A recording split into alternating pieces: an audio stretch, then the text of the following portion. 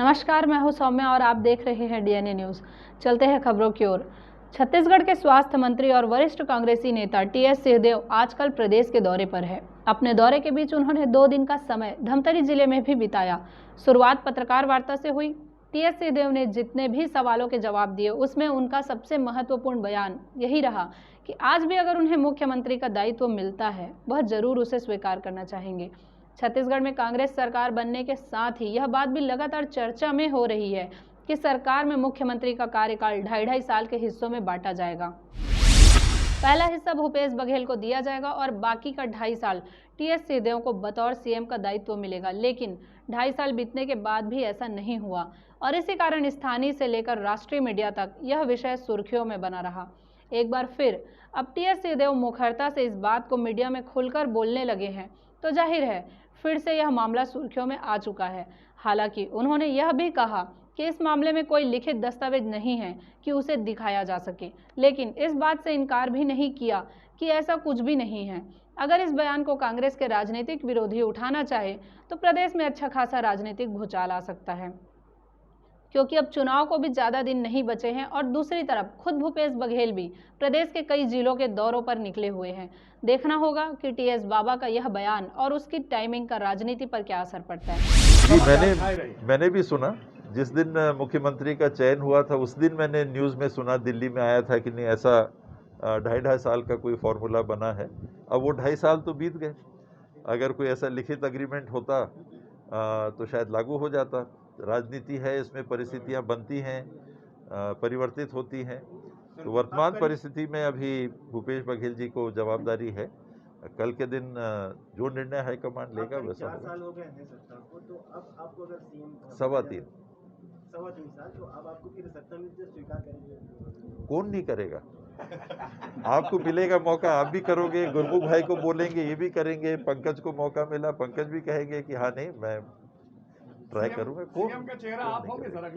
अगला इलेक्शन को तो हाईकमान तय करेगी। एक तरफ प्रदेश के मुख्यमंत्री भूपेश बघेल हेलीकॉप्टर से गांव-गांव जा रहे हैं और अचानक सरकारी योजनाओं का कहीं भी निरीक्षण कर रहे हैं।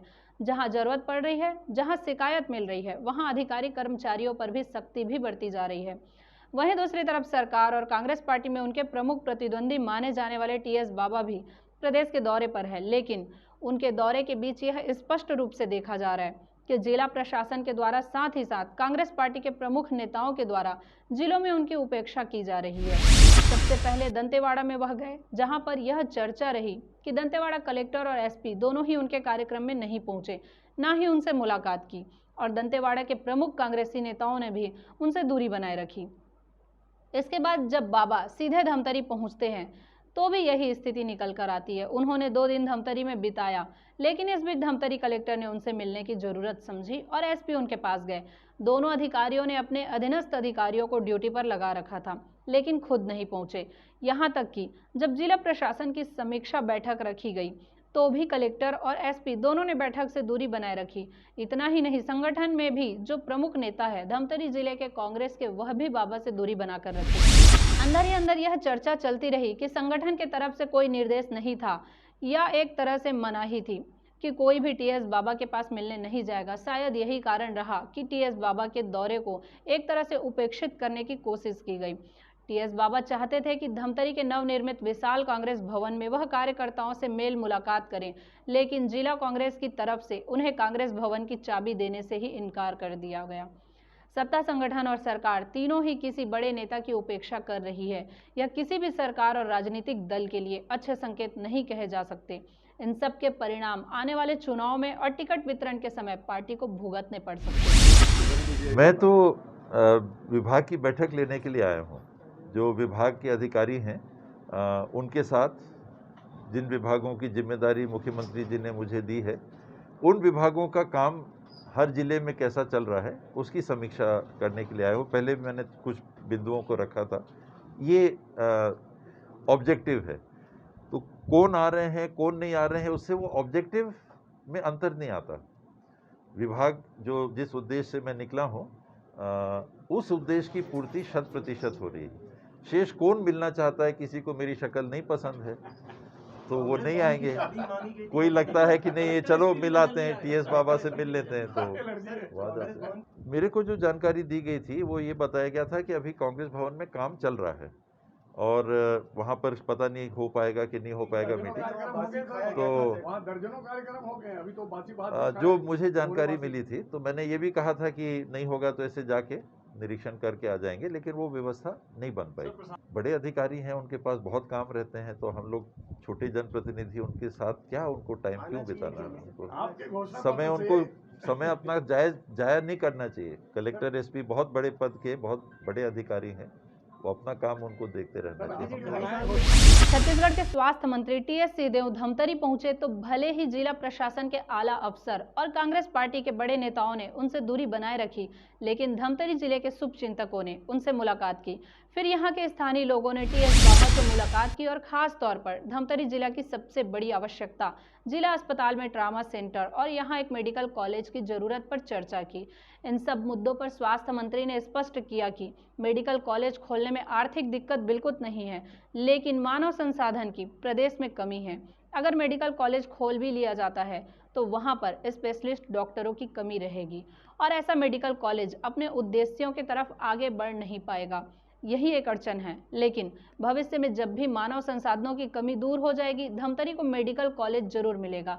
इसके साथ ही उन्होंने ट्रामा सेंटर के लिए भी आश्वासन दिया कि आने वाले समय में धमतरी को ट्रामा सेंटर दिया जाएगा और उन्होंने स्वीकार किया कि इसकी जरूरत भी है।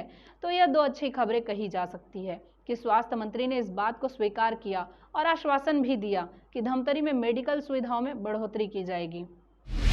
होगा, ट्रॉमा यूनिट यहाँ भी बनेगा, देर हो रहा है। डायलिसिस के यूनिट हैं, ट्रॉमा के यूनिट हैं, कीमोथेरेपी के यूनिट हैं, ब्लड टेस्टिंग की इकाइयाँ हैं। ये हर जिले में ब्लड टेस्टिंग की इकाई 120 के आसपास टेस्ट यहाँ होंगे, निःशुल्क हो सकते हैं, होंगे। CSC लेवल पे 90 एक टेस्ट निःशुल्क होंगे, PSC लेवल पे 60 एक टेस्ट निःशुल्क होंगे, सब हेल्थ सेंटर लेवल पे 20, 22, 24 टेस्ट निःशुल्क होंगे। तो ये सारी प्रक्रिया चल रही है और परिकल्पना इसमें ये भी है कि नागरिक को अपने खून की जांच कराने के लिए अस्पताल आने की ज़रूरत ना पड़े। व्यक्ति वहां जाके उनका सैंपल ले लेगा और सैंपल ले जाके लेबोरेटरी तक पहुंचाएगा। लेबोरेटरी में टेस्ट होके ऑनलाइन भी रिपोर्ट अगर उनके पास वैसा फ़ोन है या हार्ड कॉपी भी उनको उपलब्ध कराना। ये परिकल्पना है, कितना सफल इसमें होते हैं वो देखना है। घोषणा पत्र के समय भी आया था, बीच बीच में आता रहता हूँ, मेरे भी ध्यान में ये बात नहीं थी। तो देखिए अच्छा हुआ कि ऐसे दौरे हो रहे हैं, ये बात फोकस में आई कि 40 साल या उससे ज़्यादा अभी यहाँ जिला अस्पताल का उसके भवन का उन्नयन नहीं हुआ है या नया भवन नहीं बना है। मैं इसमें ज़रूर पहल करूँगा। मेडिकल कॉलेज के लिए जो प्राथमिकता हमने तय की थी वो ये थी कि पहले हर लोकसभा क्षेत्र में एक मेडिकल कॉलेज खुल जाए और यूपीए सरकार के समय जो नीति बनी थी वो नीति ये बनी थी कि समय के साथ हर जिले में एक मेडिकल कॉलेज खुलना चाहिए। दक्षिणी भारत में हम देखेंगे कि लगभग हर जिले में एक या एक से ज़्यादा मेडिकल कॉलेज वर्तमान में विद्यमान है। उस स्थिति से हम अभी दूर हैं।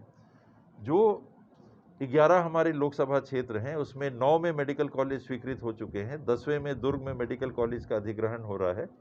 11वां चांपा जांजगीर के लिए हम लोग पहल कर रहे हैं। उसके बाद में प्राथमिकता में कवर्धा है और मुझे लगता है कि उसके बाद दंतेवाड़ा और धमतरी, इसमें मेडिकल कॉलेज की संभावना है। विभाग इसमें सचेत रहने के लिए बहुत ज़्यादा कहता है, अधिकारी बहुत ज़्यादा सचेत रहने को कहते हैं, क्योंकि जो हमारे मेडिकल कॉलेज खुले हुए हैं उनमें भी हम स्टाफ नहीं दे पा रहे। आप लोग के बराबर प्रश्न आते हैं कि आपके पास स्पेशलिस्ट कितने हैं। आज नियमित छत्तीसगढ़ सरकार के पास रेगुलर 17% स्पेशलिस्ट हैं केवल। बाकी संविदा से हैं, DHS से हैं, NHM से हैं, 600 हैं स्पेशलिस्ट, 1550 एक पद हैं, किंतु रेगुलर अगर भर्ती आप देखिएगा तो कितने हैं? 17%। इसकी पूर्ति के लिए भी हम लोग पहल कर रहे हैं, लेकिन स्थिति ये आती है कि नए मेडिकल कॉलेज जो खुले हैं इनको ही व्यवस्था देके हम NMC की अनुमति नहीं ले पाए। 3 नए मेडिकल कॉलेज में केवल एक को, कांकेर को, इस साल 125 बच्चों को लेने की अनुमति मिली है। महासमुंद फेल हो गया, कोरबा फेल हो गया। क्यों? मानव संसाधन पर्याप्त नहीं थे। और हम मेडिकल कॉलेज इस परिस्थिति में अगर खोल देंगे तो ये अनुचित होगा। तो ये था शहर में घटने वाली खबरों का लेखा जोखा। हम लेकर आते रहेंगे अलहदा तरीके से हर उस घटना को और एनालिसिस करते रहेंगे खबरों की। आप बने रहिए हमारे साथ डीएनए न्यूज़ पर। विदा लेने से पहले हम इतना ही कहेंगे, आप सभी के सहयोग, समर्थन और सलाह से डीएनए धमतरी का सबसे विश्वसनीय और लोकप्रिय चैनल बन चुका है। हमें उम्मीद है कि हमारा यह विश्वास हमेशा बना रहेगा, क्योंकि यह आपका अपना चैनल है। जय हिंद, जय छत्तीसगढ़, जय धमतरी।